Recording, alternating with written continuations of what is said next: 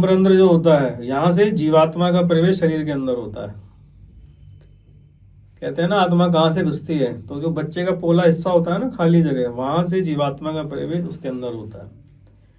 तो फिर जो प्राण चलता है, उसका सांस आती है आती जाती है, तो उसकी भी व्याख्या है पूरी कि 10 प्रकार के प्राण हमारे शरीर में घूमते हैं 72,000 नाड़ियों में।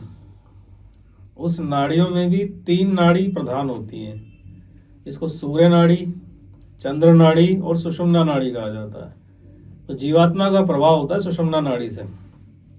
तो सुषुम्ना नाड़ी के हिसाब से ही वो शरीर के अंदर एंटर करता है। तो कभी वो सूर्य नाड़ी में चलता है, कभी वो चंद्र नाड़ी में चलता है। इस प्रकार से इसका सिस्टम चलता है। तो जो अष्टम भाव है वो योनि रंध्र से जुड़ा हुआ है। ठीक है। तो पुरानी ज्योतिष किताबों में अष्टम भाव को रंध्र भाव भी कहा गया। क्या कहा गया? रंध्र भाव। छिद्र भाव है। तो भाई छिद्र तो सबके शरीर में है। हमारे जो द्वार हैं मुख्य, वो सारे छिद्र ही माने जाते हैं। तो सारे रंध्रों से जुड़ा हुआ, सारे छिद्रों से जुड़ा हुआ जो भाव होगा वो अष्टम भाव होगा। ठीक है।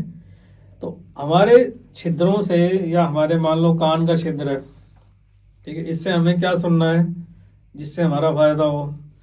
हमें अपने आंखों से क्या देखना है, क्योंकि ये भी छिद्र है, जिससे कि हमको लाभ हो, फायदा हो। ये विचार किया जाएगा कि जब हमें बुद्धि विवेक होगा। ठीक है। तो बुद्धि विवेक का घूम फिर के हम कहाँ आ जाते हैं दोबारा से, फिर आगे चक्र में आ जाते हैं कि भाई अगर हमको जीवन साथी चाहिए तो हम क्या चाहते हैं कि वो भी थोड़ा समझदार तो हो, बेवकूफ तो ना हो। ऐसी ही कोई औरत भी होगी, वो तो नहीं चाहेगी कि मेरा आदमी जो होगा, जब मेरा पति है, वो बेवकूफ हो। कोई नहीं चाहेगा ना। तो जो शिक्षा दीक्षा दी जाती है वो किस लिए दी जाती है कि बुद्धिमत्ता बढ़े, दिमाग तेज रहे, अंतर्ज्ञान ज्यादा रहे, समझदारी रहे।